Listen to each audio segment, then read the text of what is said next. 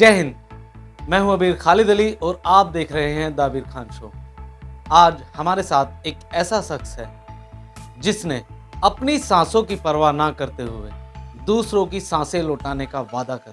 मैं बात कर रहा हूं oxygen man of India Shahnawaz Shaikh की।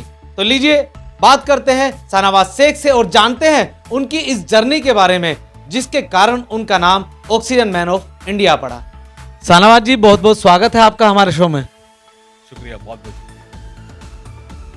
जिस दौरान माँ अपने बच्चे से नहीं मिल पा रही थी, बहन भाई से नहीं मिल पा रहा था, पत्नी पति से नहीं मिल पा रही थी, हर एक इंसान को छूने से डर रहा था, उस दौरान आपने अपनी जान की परवाह ना करते हुए लोगों की इतनी मदद की।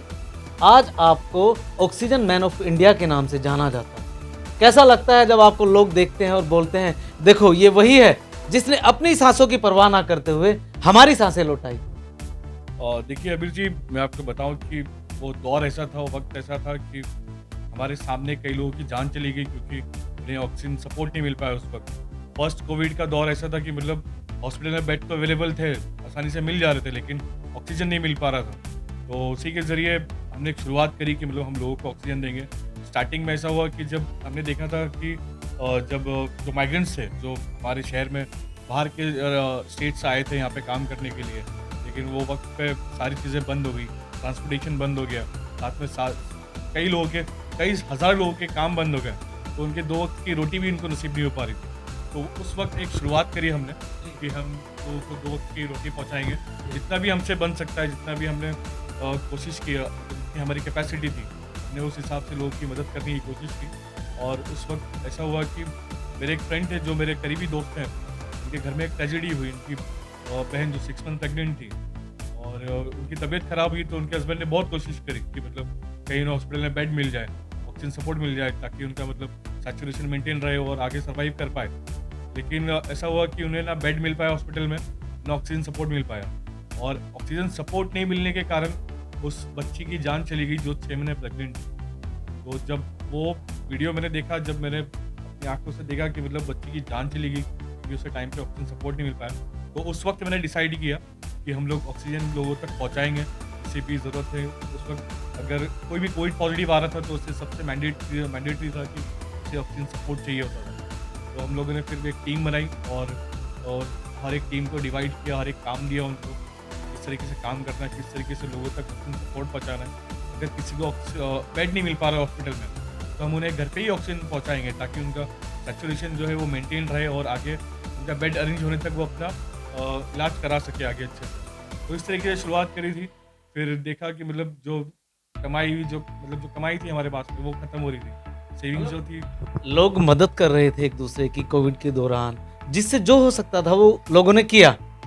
अब आपको उस छोटी सी बच्ची की डेथ से इतना अंदर तक आप टूट गए, उसके बाद जो आपने जर्नी स्टार्ट की है, हमने सुना है कि आपने उस दौरान एक अपनी गाड़ी बेची जो कि एक अच्छी खासी रकम की गाड़ी थी, और उस गाड़ी को खरीदने के लिए एक मिडिल क्लास इंसान की हैसियत नहीं है, क्योंकि आप जिस परिवार से आते हैं, आप उत्तर प्रदेश से आते हैं, और जिस परिवार से आप आते हैं, एक एक तिनका जोड़ करके आपने वो गाड़ी ली थी, कैसे एक झटके से बेच दी?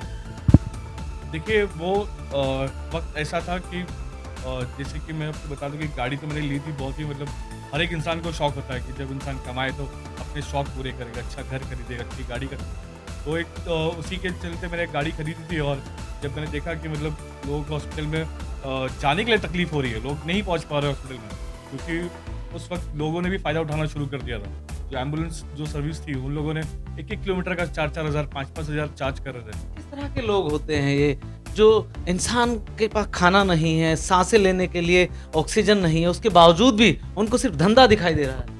जी बिल्कुल, वो वक्त में लोगों ने भी फ़ायदा उठाने की कोशिश करी। मैं आपको बता रहा हूँ जैसे कि कई लोगों ने एम्बुलेंस जो सर्विस थी, उन लोगों ने 1-1, 2-2 किलोमीटर का 4,000 5,000 चार्ज करने लग गए। तो उस वक्त मेरे दिमाग में आइडिया है कि मेरे पास में जो गाड़ी है, जो मेरी एसयूवी है, इसको हम लोग एम्बुलेंस में कन्वर्ट कर देंगे। जैसे कि मैं जहाँ मैं रहता हूँ, एक बहुत ही बड़ा स्लम इलाका है, तो वहाँ पर लोगों को बहुत तकलीफ होती है हॉस्पिटल तक पहुँचने तक। तो उस तरीके से हमने अपनी गाड़ी को मैंने एम्बुलेंस में कन्वर्ट किया और लोगों तक मैसेज फैला दिया हमने कि मतलब अगर किसी को भी ज़रूरत हो, कोई पेशेंट है, उसको हॉस्पिटलाइज करना है अगर, तो हमसे कांटेक्ट करें, हम लोग उन्हें फ्री ऑफ कॉस्ट में छोड़ेंगे, उनको कोई पैसा नहीं देना है। तो उस तरीके से वहाँ से शुरुआत करी और जब काम कर ही रहे थे ये, तो जो पैसे थे हाथ में वो भी खत्म होते जा रहे थे और ऑक्सीजन की डिमांड इतनी बढ़ने लगी थी कि जब लोगों को पता चला कि मतलब ऑक्सीजन यहाँ पर मिल रहा है, तो लोगों ने हमें कांटेक्ट करना शुरू हुआ। जब पहले अगर 10 कॉल आते थे तो 10 के बजाय 100 कॉल हो गए दिन के। 100 लोगों तक हमें पहुँचाना पड़ रहा था, पैसे नहीं थे हाथ में। मैंने सोचा, फिर मेरे दिमाग में आइडिया है कि यार शौक तो आगे ही पूरे कर लेंगे, अब तो उम्र बहुत बाकी है, फिर कमा के फिर गाड़ी ले लेंगे। तो फिर मैंने सोचा कि अब गाड़ी बेच देंगे और बेच के जो पैसे आएंगे उसके हम लोग ऑक्सीजन सिलेंडर्स की क्वांटिटी बढ़ाएंगे और लोगों तक पहुँचाएंगे। कितने की गाड़ी बेची आपने? देखिए, गाड़ी जो हमने खरीदी वो अच्छी खासी रकम थी और जो पैसे मिले उस हिसाब से नहीं मिले कि मतलब जिस तरीके से और मिले। उस दौरान भी लोगों ने उसका फायदा उठाया, जिन्होंने आपकी गाड़ी परचेज की कि जो मार्केट वैल्यू होनी चाहिए वो मार्केट वैल्यू नहीं मिली आपको। जी हाँ, लेकिन उतने पैसे मिल गए कि मतलब हम लोग ऑक्सीजन सिलेंडर की क्वांटिटी बढ़ा सकते, क्योंकि मेरे दिमाग में यही था सिर्फ कि बस कैसे भी करके सिलेंडर्स की क्वांटिटी बढ़े ताकि हम लोग लोगों तक पहुंचा सकें। और ऊपर वाले ने भी साथ दिया, मेरी टीम ने भी साथ दिया। हम लोगों ने गाड़ी बेची, उसके जो पैसे आए, ऑक्सीजन सिलेंडर की क्वांटिटी बढ़ाई और उसके साथ में मुंबई में जो हम लोग काम कर रहे थे, मुंबई से हम लोग इस काम को बाहर तक ले गए। मुंबई के मतलब जो मुंबई शहर के साथ साथ आपने मुंबई के बाहर भी लोगों को ऑक्सीजन उपलब्ध कराई है। जी हाँ, जो मुंबई के आसपास के शहर हैं, थाना है, मुंब्रा है, यहाँ पर भी हमने ऑक्सीजन सेंटर बनाया है एक, और वहाँ पर भी एक हेल्पलाइन नंबर शुरू किया कि अगर किसी को ज़रूरत है तो वहीं के वहीं उनसे मिल जाए, उनको कहीं भटकना ना पड़े ऑक्सीजन के लिए। मलाड एक स्लम एरिया के अंतर्गत आता है। वहाँ पे कुछ एरियाज ऐसे हैं जो बहुत ही छोटी छोटी गलियाँ हैं, बड़ी कई जगह गंदगी भी रहती है। तो उस दौरान वहाँ पे इतना सारे लोग रहते थे, उनको खाने की ज़रूरत थी, उनको ऑक्सीजन की ज़रूरत थी।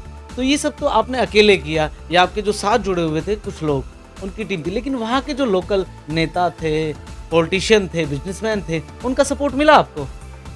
और देखिए, उस वक्त तो मैं कहूँगा कि हर एक इंसान कोशिश कर रहा था कि मतलब अपने लेवल पे लोगों की मदद करने की, लेकिन हमें उस वक्त किसी का सपोर्ट नहीं मिला। जितना हो सका हम लोग ने अपनी खुद की जान लगाई और ये सोच लिया था बस कि कुछ भी हो जाए, चाहे हम पॉजिटिव आए या कुछ भी हो जाए, हमें लोगों की मदद करना है और हम लोग किसी भी हद तक जाके मदद करेंगे लोगों की। कितने बच्चे हैं आपके?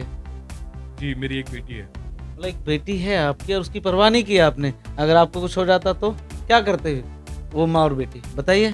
और देखिए, इसमें फैमिली का भी बहुत सपोर्ट था मुझे, क्योंकि स्टार्ट में जब लोगों के बीच में जाके काम करना शुरू किया, तो स्टार्टिंग के 3-4 महीने मतलब मैं खुद अपनी फैमिली से दूर रहता था कि अगर मेरे में अगर कोई इन्फेक्शन हो तो मेरी फैमिली तक ना जाए। तो इस तरीके का भी दौर देखा हमने। और उसी के साथ में मैं आपको बताऊं कि जब कहीं पर अगर हम ऑक्सीजन देने जाते थे जहाँ पर, तो वहाँ पर एक बूढ़ी माँ जो कोविड पॉजिटिव है, बेडरूम में है, और हम लोग उसके दरवाजे पे जाके सिलेंडर दे रहे हैं उसके बेटे को, उसका बेटा लेने को तैयार नहीं कि मतलब नहीं मेरी माँ। मतलब अपनी रियल मदर के लिए वो आपसे सिलेंडर पिक नहीं कर रहा है कि वो अपनी माँ को वो सिलेंडर प्रोवाइड करा दे। जी, क्योंकि सबको डर था कि कहीं मुझे इसका इन्फेक्शन ना हो जाए, मैं इन्फेक्ट ना हो जाऊँ इससे। लेकिन हमने पूरी कोशिश की, ऊपर वाले, हमें यकीन था कि ऊपर वाला हमारे साथ में है। और आप यकीन मानिए कि मैं ना मेरी टीम का कोई बंदा, कभी हमें कोई तकलीफ नहीं हुई, ना कोई पॉजिटिव आया, कोविड पॉजिटिव या फिर किसी भी अपनी सांसों की परवाह नहीं थी आपको, मगर दूसरे की सांसों की परवाह जरूर थी। आपको उस माँ को बचाना था कि भले ही उनका बेटा उनका साथ नहीं दे रहा है, लेकिन ऊपर वाले ने उनका बेटा बना करके आपको भेज दिया, जिस कारण उन माँ की सांसें बच गई। देखिए, इसी को कहते हैं इंसानियत। और हमने ये हमेशा यही सोचा है कि जितना हो सके हम लोग इंसानियत के लिए काम करेंगे। और हमारे लिए बहुत ही खुशनसीबी की बात है कि उस वक्त ऐसे दौर में जब लोग घर से बाहर नहीं निकल रहे थे, एक दूसरे से मिलना पसंद नहीं कर रहे थे, एक दूसरे का हाथ मिलाना पसंद नहीं कर रहे थे, ऐसी दुनिया आ गई थी। उस वक्त लोगों के बीच में जाके हमने काम किया, लोगों की मदद करी है। तो एक ज़िंदगी में हमारे लिए बहुत ही बड़ा एक ऊपर वाले का गिफ्ट है हमारे लिए। तकरीबन कितने लोगों की आपने मदद की? तकरीबन 15 से 20 हज़ार लोगों तक हमने ऑक्सीजन सिलेंडर पहुंचाए हैं। और 15 से 20 हजार लोगों तक आपने ऑक्सीजन प्रोवाइड करा है। जी। और सेकेंड वेव में तो मैं आपको बता दूं कि हमने पूरे नेशनल लेवल पे काम किया, जैसे कि मुंबई से हमने शुरुआत करी, इसको महाराष्ट्र तक लेके गए। फिर आपने देखा कि मतलब पूरे देश में एक हाहाकार मच गया था, पूरा ऑक्सीजन कहीं भी नहीं। तो उसके ज़रिए फिर हम लोगों ने हर एक स्टेट में, ज़्यादातर स्टेट में जहाँ पर कोविड केसेस ज़्यादा आ रहे थे, वहाँ पर हम लोग ने टीम बनाई, वहाँ पर भी हेल्पलाइन नंबर जारी किया कि अगर किसी को भी ज़रूरत है, तो जहाँ पर ऑक्सीजन सिलेंडर्स अवेलेबल थे, तो हमारी जो टीम है वो कॉल के ज़रिए वहाँ पर अरेंज करा दी। उन लोगों के मुंह पर तमाचा है ये, जिन लोगों ने कोविड के दौरान पैसे कमाए हैं या फिर चीज़ों को महंगा बेचा है। ऑक्सीजन हो, खाना हो, दवाइयाँ हो, तो उन लोगों को ये खास करके देखना चाहिए कि इंसानियत ऐसे ही लोगों के कारण आज तक जिंदा है। जब आप लास्ट दौर में गुजर रहे थे, कोविड जाने वाला है, कोविड जाने वाला है, कोविड जाने वाला है, सब ये बोलने लगे थे, तो आपको लगा कि जो आपकी मेहनत थी वो सफल हो रही है? जी बिल्कुल, जैसे-जैसे दौर आता गया कि मतलब कोविड कम होता जा रहा है, तो एक दिल को तसल्ली मिलती गई कि मतलब हम ये जंग जीत रहे हैं, क्योंकि वो वक़्त हमारे लिए एक जंग का वक़्त था। जैसे कि हम लोग कहते हैं ना हम लोग एक जंग लड़ रहे थे, कोविड वॉर अगेंस्ट कोविड। तो वो जो जैसे-जैसे मतलब कम होता जा रहा था, ऐसा लग रहा था कि हाँ, हम लोग ये वॉर को भी जीतने जा रहे हैं। तो एक मतलब अलग ही एक खुशी थी जो आज भी वो खुशी और मरते दम तक रहेगी कि इतनी बड़ी जंग को हम लोगों ने जीता है और जंग के भागीदारी हम थे। क्या इस तरह की खुशी आप पैसे से खरीद सकते हैं? जी, कभी कभी नहीं कर सकता, क्योंकि इस काम को लेके इतनी दुआएँ हैं साथ में, और मतलब मैं बयान भी नहीं कर सकता कितनी खुशी है इस काम में। आपके चेहरे से नज़र आ रही है, देख रहे हैं ना आप लोग? आपका जो तेज है, वो आपका ग्लो आपको बिल्कुल सामने दिखाई दे जाएगा कैमरे पे। हमारे दर्शक इसको अच्छे से देखेंगे। एक चीज़ और है, आप मुस्लिम फैमिली से आते हैं। क्या उस दौरान आपने कभी ऐसा देखा, जिस तरह के आज माहौल है देश के अंदर, ये हिंदू है, ये मुस्लिम है, ये सिख है, ये क्या उस दौरान आपको ये लगा कि नहीं यार मुझे इसकी मदद नहीं करनी है, मुझे अगर करनी है तो सिर्फ मुसलमान की मदद करनी है? कभी ऐसा महसूस हुआ? देखिए, अगर ऐसा महसूस करे तो वो इंसान ही नहीं है। मैं आपको बता दूँ कि मैं मुस्लिम हूँ और मैं मेरे नबी को फॉलो करता हूँ, और मेरे नबी का एक मैसेज था कि अगर कभी इंसानियत पे कोई आ जाए तो तुम अपनी जान लड़ा देना, उस मतलब उससे और लड़ाई। आप ये मानते हैं कि धर्म से पहले इंसानियत है? और हमने इंसानियत के लिए काम किया है, कभी ये नहीं देखा कि आपका नाम क्या है, कभी हमने ये पूछ के नहीं दिया सिलेंडर कि आपका नाम क्या है। हमने सिर्फ देखा कि आप कोविड पॉजिटिव है, आपको ज़रूरत है ऑक्सीजन की, हम आपको पहुँचाएँगे, इसकी ज़िम्मेदारी हमने ली। एनी हाउ, हर उस मरीज तक वो चीज़ें पहुंचानी है जिसको उस चीज़ की ज़रूरत है। तो ये बहुत बड़ी बात है कि आप धर्म से पहले इंसानियत को समझें, आपसदारी को समझें, भाईचारे को समझें, गंगा जमुनी तहजीब को समझें। इस दौरान आपको किन किन लोगों ने सपोर्ट किया? और देखिए, इस दौरान काफ़ी लोगों ने मतलब जो मैं कहूँगा कि आम लोग हैं वही आ गया है। ऐसा व्यक्ति नहीं था जो बड़ा आदमी हो, उसको लगा हो कि भाई शाहनवाज शेख ने बहुत अच्छा काम किया है, उसको मैं अप्रिशिएट करूं, उसका प्रोत्साहन बढ़ाऊं? मैं शुक्रिया अदा करूँगा भारत सरकार का। भारत सरकार ने मेरे काम को देखा और उन्होंने मुझे एक नाम दिया, सिटीजन मैन ऑफ मुंबई, और ये मेरे लिए एक बहुत ही सम्मान की बात है। लेकिन लोगों को तो ये लगता है कि भारत सरकार जो है वो मुसलमानों के खिलाफ है। नहीं, देखिए ऐसा नहीं है, क्योंकि जिस तरीके से अगर मैंने काम किया और मेरे काम को उन लोगों ने रिकॉग्नाइज़ किया है, तो ये बहुत बड़ी बात है। एज़ अ मुस्लिम अगर मैं कहूँ कि मतलब फिर मैं ये नहीं कहूँगा कि मुस्लिमों को सपोर्ट नहीं किया उन यानी लोगों ने। प्रधानमंत्री जी जो कहते हैं कि 140 करोड़ भारतीयों के जो अधिकार हैं वो हर एक नागरिक का अधिकार है, चाहे वो हिंदू हो, मुस्लिम हो या किसी भी धर्म जाति का हो। जी बिल्कुल, 140 करोड़ लोग जो कहते हैं वो सही कहते हैं कि मतलब हर एक चीज़ हर एक इंसान का अधिकार है। भारत सरकार की कोई भी स्कीम होती है तो वो ये नहीं होती कि हिंदू के लिए या मुस्लिम के लिए, वो हमारे देशवासियों के लिए होती है। उसके बाद हमने सुना है बहुत सारे क्रिकेटर्स आपको सपोर्ट करने उतर पड़े, बहुत सारे इंटरव्यूज आपके हुए, देश के बड़े बड़े नेताओं ने आपको सपोर्ट किया। कौन कौन थे वो लोग? और जी देखिए, आईपीएल में बैंगलोर जो टीम है, रॉयल चैलेंजर्स, उन लोगों ने सपोर्ट किया, उन लोगों के साथ में एक ऐड किया हम लोगों ने। अरे वाह। फिर कोटक म्यूचुअल फंड है जो कंपनी है, तो उनके लिए एक ऐड किया हम लोगों ने कोविड के दौरान ही। तो ऐसी काफ़ी चीज़ें हुई, और ट्विटर वगैरह पे, फेसबुक पे, इंस्टाग्राम पे जो बड़ी बड़ी सेलिब्रिटीज़ हैं, एक्टर हैं, एक्ट्रेस हैं, उन लोगों ने भी सपोर्ट किया। तो एक बहुत ही अच्छा माहौल था उस वक्त, और उनसे ज़्यादा मैं कहूँगा कि जो हमारे आम लोग हैं, जो हमारी देश की आम जनता है, उनका बहुत ज़्यादा सपोर्ट मिला, क्योंकि काफ़ी ऐसे हमारे शहर में, जो हमारे स्टेट में भी काफ़ी लोग ऐसे थे जो हमें कॉल करते थे कि मतलब हमें भी अपने मोहल्ले में ऐसा सेंटर बनाना है, तो हम उनको उसमें हेल्प करते थे कि आप इस तरीके से काम करिए, तो आपकी सोसाइटी में या फिर आपके मोहल्ले में ऐसा सेंटर बनाना है तो आपके लिए ईजी हो जाएगा। यानी कि आपने उन लोगों को ये सबक सिखा दिया जो लोग कहते हैं कि अब्दुल पंचर बनाएगा। नहीं, अब्दुल पंचर नहीं बनाएगा। अब्दुल उन लोगों तक उनकी सांसें पहुंचाएगा ऑक्सीजन के रूप में, चाहे उसको अपनी सांसें किसी भी कीमत तक खत्म करनी पड़े। तो ऐसे लोगों से आपको हमेशा इंसानियत की आस रखनी चाहिए, उनका सपोर्ट करना चाहिए। एक चीज़ और मैं आपसे पूछना चाहता हूँ, आप आजमगढ़ से आते हैं जो कि उत्तर प्रदेश में है।